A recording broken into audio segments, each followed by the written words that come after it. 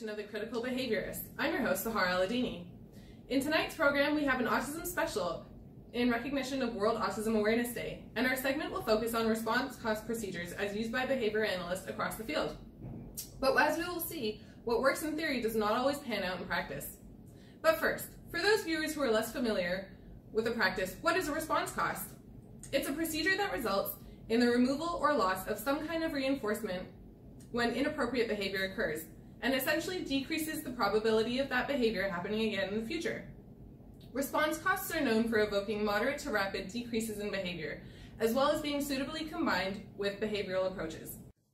There are several variations of response costs that can be used by practitioners. These include direct fines, bonus response cost, use with positive reinforcement, and group arrangements.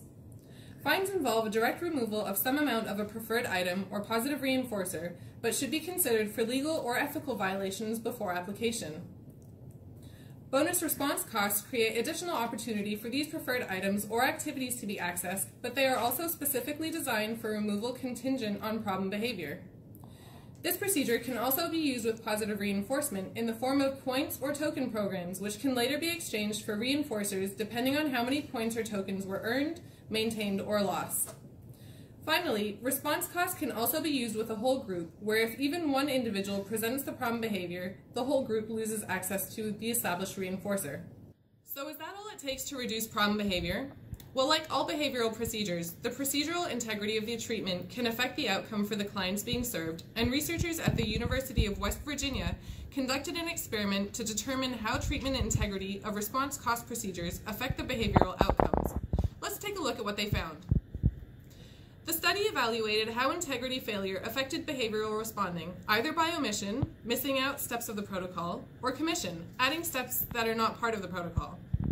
At individual appointments, the students were seated at a computer screen that displayed two circles, one black representing inappropriate behavior and one red representing appropriate behavior. These circles moved around the screen at a constant speed independently of each other.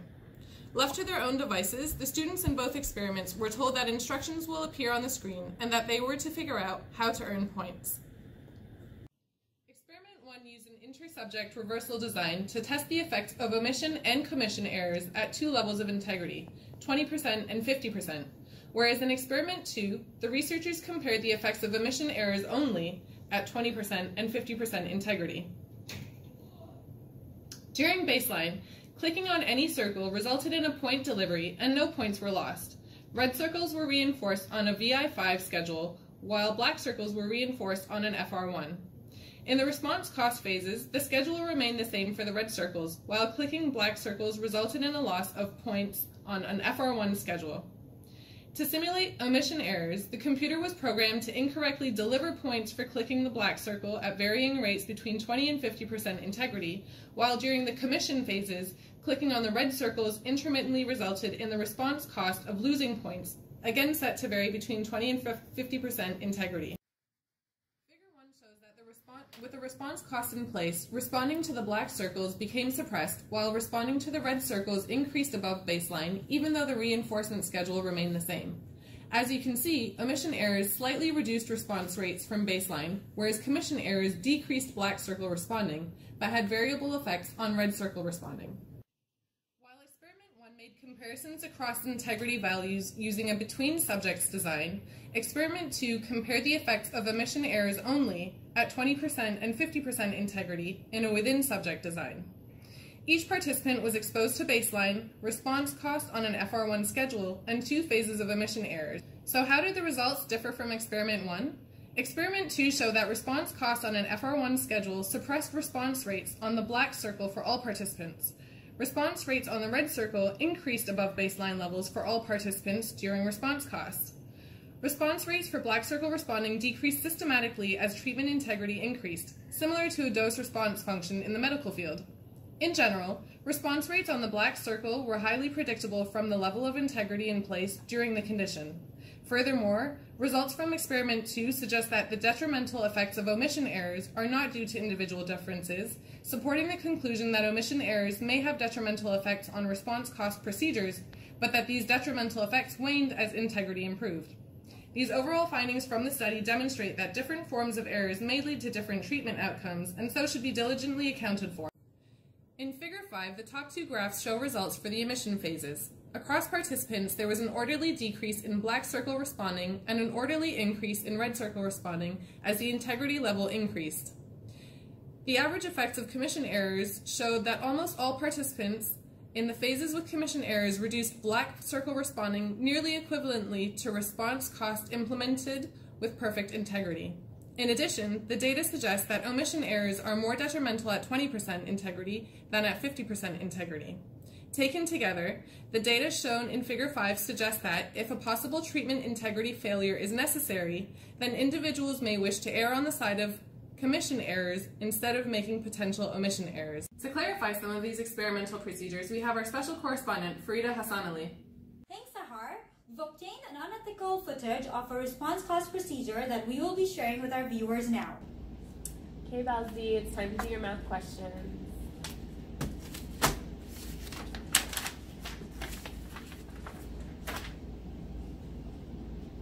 Okay, you're not going to get any food or water for the next hour until you complete your question.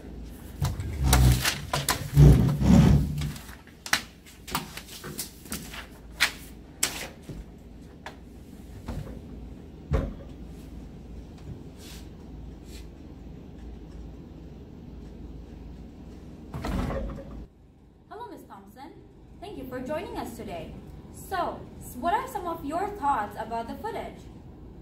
My first concern with this situation is that the therapist is denying access to food and water for a significant length of time.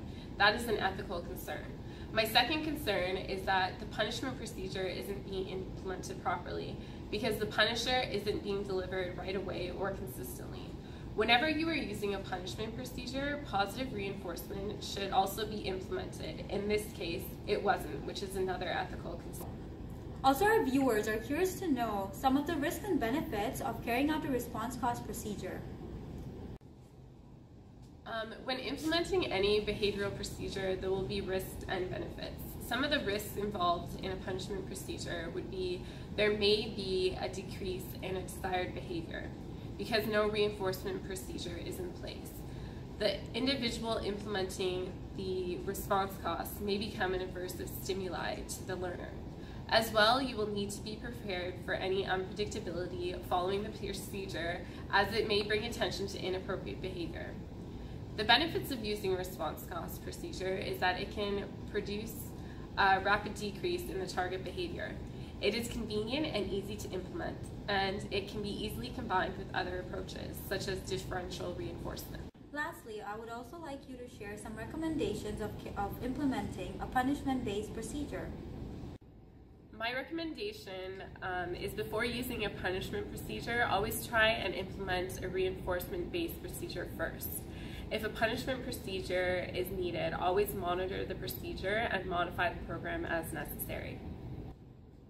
Thank you, Ms. Thompson, for sharing all this important information with us and our viewers today about the right way of implementing a response cost procedure. We now have a short clip about the appropriate way of implementing a response cost procedure. Hey, Belzy, it's time to do your math questions. For every question you complete, you'll get $1. If you don't finish a question, I'll take back $1. When you earn enough money, you can receive one of your preferred items. Sound good? Mm-hmm. Awesome. Okay.